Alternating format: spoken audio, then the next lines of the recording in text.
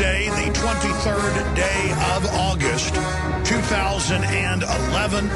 Paul Joseph Watson's joining us via video Skype from England. Webster Griffin Tarpley, who's recently been to Tripoli and been under bombardment, is going to be popping in to give us his latest analysis on what's happening in Libya. And we have a maiden voyage here of a political researcher who I've listened to and read over the years. Harley Schlanger will be joining us coming up in the second hour to talk about world events and the economy.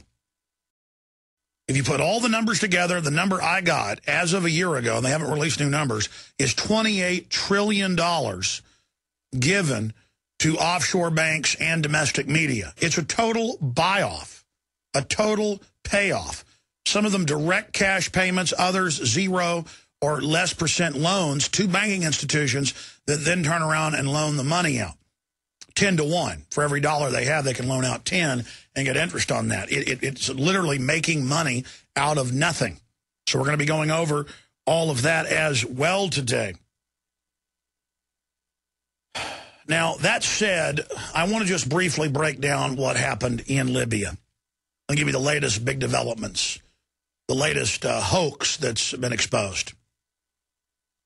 Muammar Gaddafi, 40 years ago, staged a coup against a British government-backed puppet dictator that operated as a royal house, a monarchy. Before that, the fascists had been in there under Mussolini. The first use of nerve gas against populations. The Libyans are just constantly being overrun and taken over, and they fought back each time, and they're sick of it. And so Gaddafi kicks out the British-installed puppet monarchy 40 years ago. He is a dictator, but he's a popular dictator overall and actually does give most of the oil wealth to the population. The population explodes. Cities rise out of the desert. Gaddafi gets framed a lot for terrorism that Iran carries out. Gaddafi, clearly not a good guy at the end of the day, but compared to the globalist, he is not in line with their overall world program. 7 years ago, he signs deals with Europe and the U.S. to let the big banks and big insurance companies and oil companies come in again and privatize things. He starts handing the economy over to the bankers because he knew that they were ready to militarily come in and take him out. They tried to assassinate him a bunch using Al-Qaeda. That came out in the BBC. So he said, okay, I'll just give you most of the country. Just let us keep some of the oil revenue for the population. And they said no. First, they let him think that he'd made a deal, and 7 years later, they launched Al-Qaeda operations out of the East, admitted Al-Qaeda. I have the LA Times here admitting it. The rebel leader admittedly brags that he helped kill Americans in Iraq and says, I still hate Americans. And so you've got to decide, are you for national sovereignty and Gaddafi, or are you for Al-Qaeda and NATO and the big mega banks, the same mega banks looting America, the same mega banks that threatened Congress 3 years ago with martial law if they wouldn't give them untold trillions? The same mega banks that threatened just a month ago Ireland and, of course, Greece with, quote, martial law tanks in the streets. I mean, they told the parliament in Greece, they said, you will do this or the president's just going to do it. There's going to be tanks in the streets. I mean, that was in Reuters. The bankers say there'll be tanks in the streets. And how would they do that? They'll just blow up a government building, say protesters did it, roll tanks out, and start arresting people. Real simple. Bankers come in, blow something up, run around posing as the saviors. The media they own will go with the official story with a straight face, hoax the public. That's how they do this. I mean, how do you think offshore corporations are going to take America over? They're going to play dirty tricks. It's very elementary. They're going to pose as your savior. They're going to tell you they're protecting you from terrorism. They are the ones financing the terrorist. They are staging the terror attacks. They ran Al-Qaeda in Serbia. They ran them against the Russians. They're running them against Gaddafi. They're running them against Assad of Syria. This is just a miscreant Muslim brigade of mercenaries. That's all they are. After the U.S. and NATO took over Afghanistan in 2001, 2002, they flew 8,000 Taliban and Al-Qaeda commanders out to safety into Pakistan to start the next phase of destabilization. They just move them around. They want to take over your backyard, take over your town. They take their Al-Qaeda chess piece and they put it in your yard. They want to take your house, the cops plant cocaine in it. They want to take your country, they plant Al-Qaeda. Now, it's very simple. So, what's the new breaking information here? Paul Joseph Watson has links to the London Telegraph and other mainline reports in his boiled-down article, MI6 Directed Rebel Terrorist in Tripoli Siege.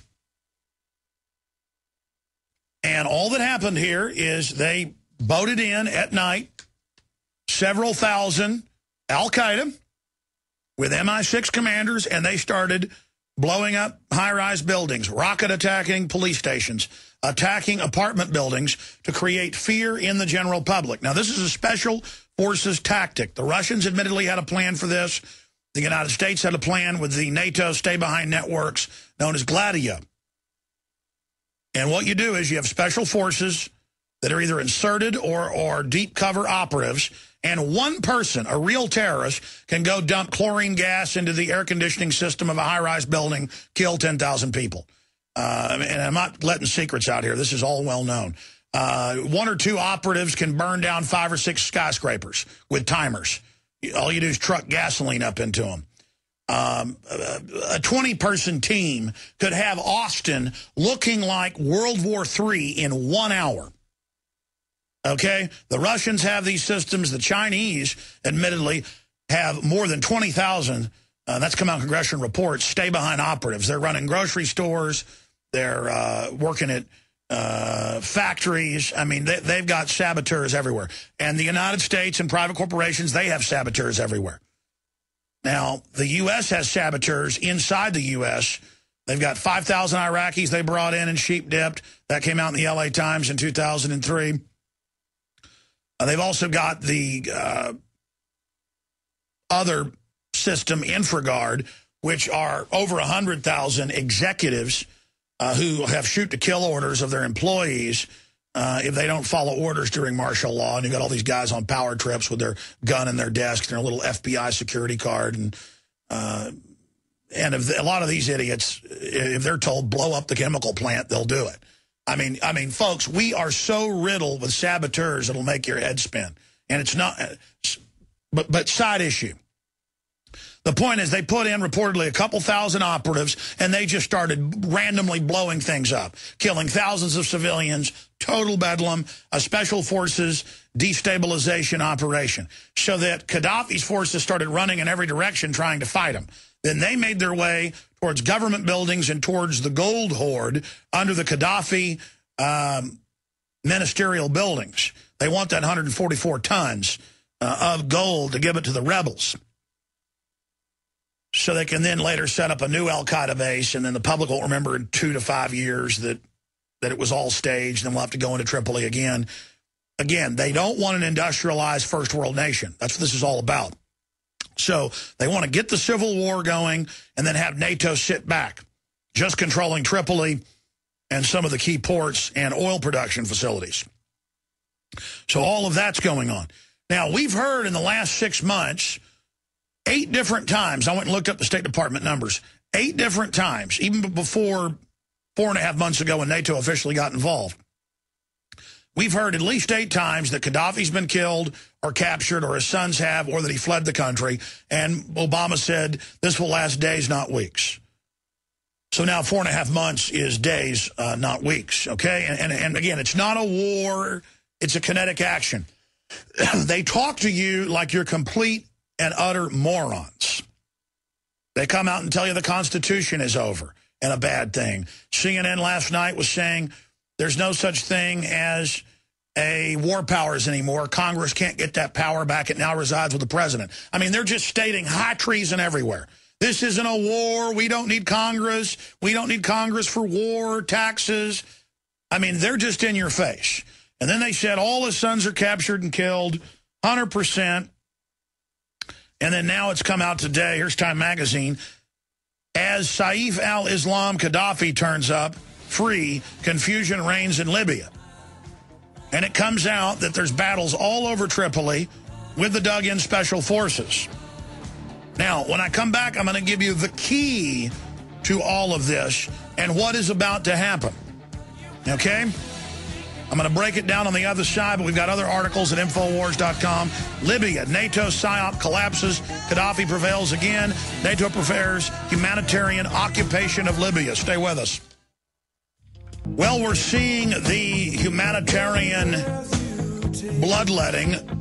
Much of Tripoli is on fire day and night. Citizens are being slaughtered and indiscriminately killed by terror squads and death squads. Of course, coming up when Paul Joseph Watson joins us, we have a reported audio, but who knows if it's been staged, of one of Gaddafi's sons, Mohammed Gaddafi, being captured by rebels. But we've seen so much fake reportage, we don't know what's true. Just like we've been told that all of the sons were captured, but now we know that that's not the case. Libyan rebels capture Gaddafi's Tripoli compound. AFP is reporting right now, and it is confirmed that U.S., British, and other NATO forces are in there commanding the rebels and basically leading assaults. So in the next few months, you'll hear about lots of troop transport planes that crash in the U.S., in Europe, and they'll just tack the numbers of dead onto that, even though their bodies will already be sitting on ice in morgues at military bases. And we've confirmed that a lot of U.S. troops have already died over there. It's now more than 50 in the last 4.5 months of the non-war. But again, you'll just be told later that they died in automobile accidents and plane crashes. I've talked directly to the people at the military bases. Now, continuing here, what's the big issue? Why did they do this? Because even if they can't fully take Tripoli, NATO, and their Al-Qaeda forces, and these are admitted Al-Qaeda. Here's the L.A. Times on it. Libyan rebels story shows links to Taliban, Al-Qaeda, NATO. Oh, really? Wow. I mean, it's admitted that all the leaders of the rebel groups are Al-Qaeda and being shipped in. By the way, it's official. I've got an article. Sharia law is to be put into place there. Women, you're going to start wearing the burqas. Same thing in Egypt, same thing in Iraq. They put the Muslim extremists in everywhere. That's who the West wants in power. That's why they created Al-Qaeda. Then they can also then use that threat to take our liberties. It works like a charm. See, the globalists are attacking America and the Muslims. But we're thinking, oh, America's fighting Muslims. You've got to get into the globalist mindset of total war against all institutions and civilization and the nation state. They want to wreck societies. So here's what's going to happen. Gaddafi will either be captured or killed soon, or they are going to send in U.S., British, and other troops under the umbrella of NATO and the UN, and the further scorched earth terror operations and slaughter meant to scare the population into submission. NATO admittedly is dropping these giant sonic bombs that shake the ground and just cause, ear-splitting noises. Just like at Waco, playing the sounds of dead and dying rabbits with monks chanting. It's psychological. Just so everybody's being attacked from every side, they don't know what's going on. Then they announce, yes, we've got Gaddafi, we've got his sons, we've won. They've announced that over and over again. Then the rebels call for the foreign occupiers. They're the official government, we're told.